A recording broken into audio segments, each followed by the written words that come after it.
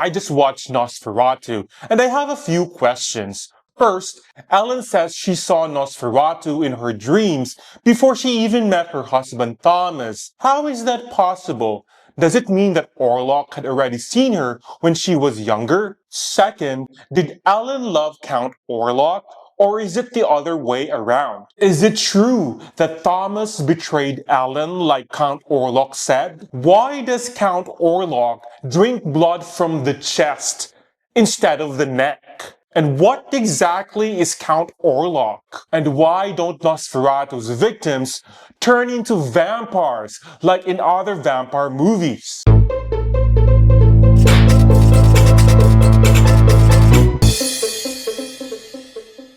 Hi, my name is Michael, and I like to talk about movies, hoping that someone can relate. If you like content like this, please like this video and consider subscribing. After 30 minutes into the movie Nosferatu, I thought I would not enjoy it.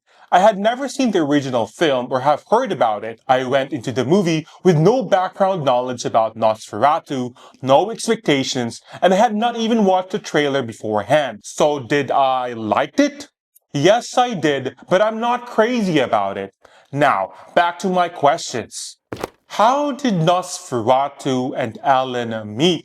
Nosferatu is set in the year 1838 and tells the eerie story of a newly married couple, Ellen, played by Lily Rose Depp, and Thomas, played by Nicholas Hoult, who live in the busy port town of Wisborg, Germany. Years earlier, when Ellen was younger, she went through a difficult and lonely time.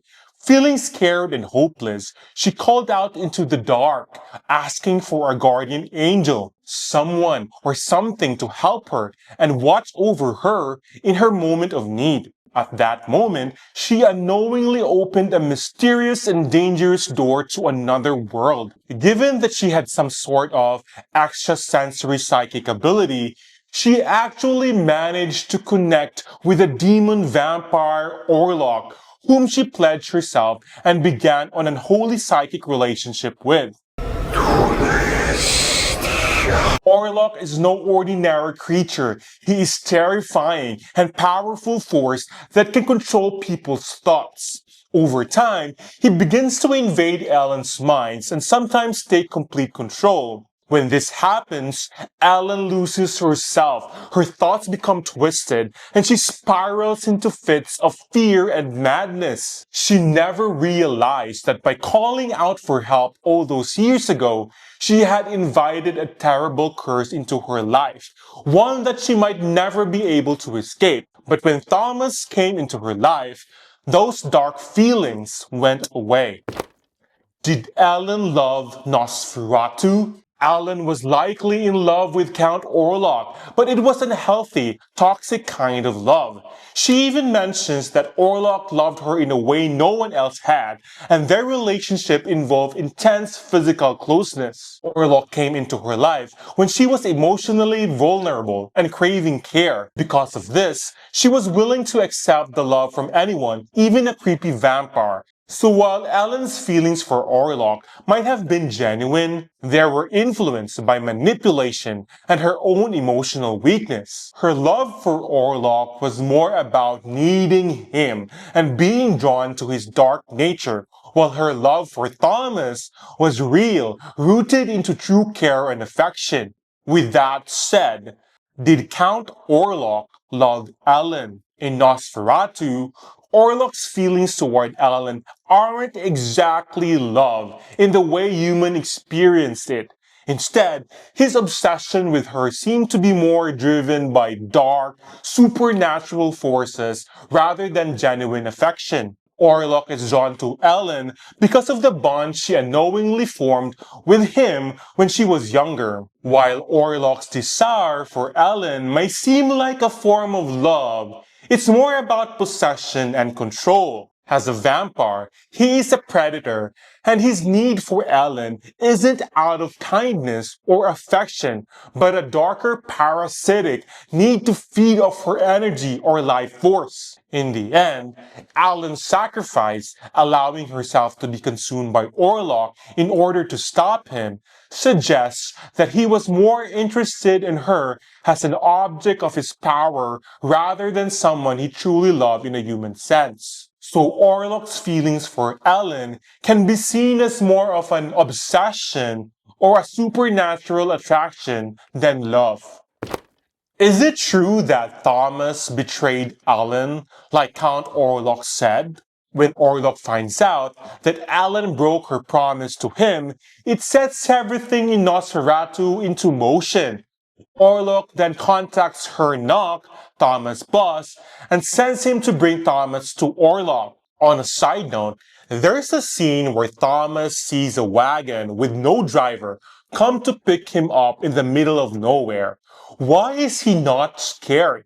That's so strange and suspicious that anyone else would probably run away. Why did he wait for Orlok to actually bite him before realizing he was a vampire? I was confused about Thomas' logic here. Anyway, Orlok then tricks Thomas into signing a document written in a foreign language, which Orlok pretends is just a formality that Thomas believes is related to Orlok's business dealings in Wisborg. However, the document actually dissolves Thomas and Ellen's marriage. So no, Thomas did not betray Ellen, he was tricked by Orlok. With Thomas no longer bound to Ellen, Orlok needs Ellen to agree to repledge herself to him. That's why he travels to Wisborg in person. Only then, once Ellen willingly agrees to be connected to Orlok again, can he fulfill his desire to take her blood. Why Count Orlok drinks blood from the chest and not the neck? While watching Nosferatu, I noticed that Count Orlok drinks blood from the chest instead of the neck, which is different from what we usually see in vampire movies. It seems strange because the neck is the most common place for vampires to drink blood. Robert Eggers, the director, explained that this was a choice to make the film feel more like traditional vampire folklore.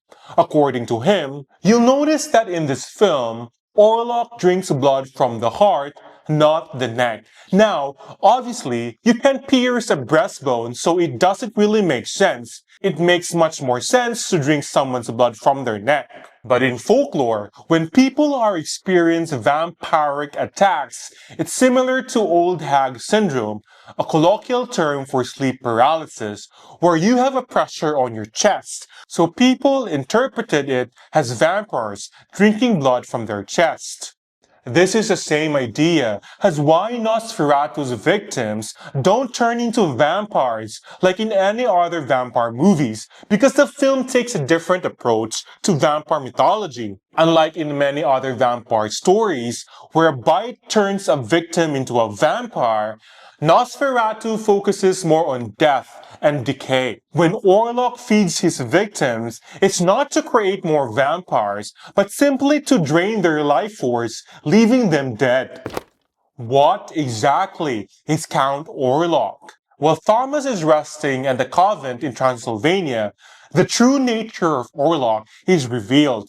One of the older sisters at the convent tells him, with the help of a translator, what Orlok really is. She explains that Orlok was a wicked magician when he was alive, so evil that when he died, the devil saved his soul and put it back into his body. This made his body keep moving, even though he was dead.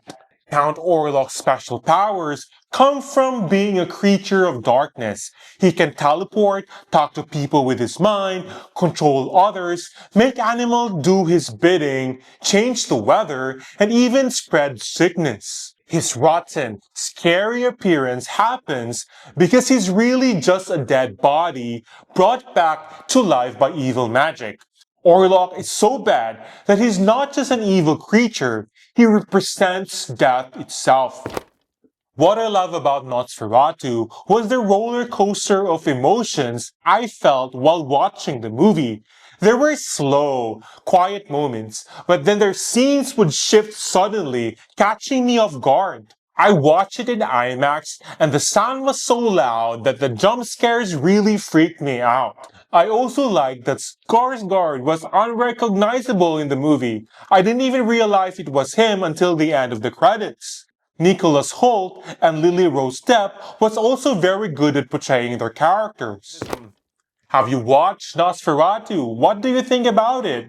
Before I end my video, there's a scene in the movie that I didn't quite understand. When Thomas stumbles into a small hotel before meeting Nosferatu, he sees people killing a vampire. Does this mean there are other vampires besides Orlok? Let me know, I need your brain cells. And as always, thank you for watching and take care.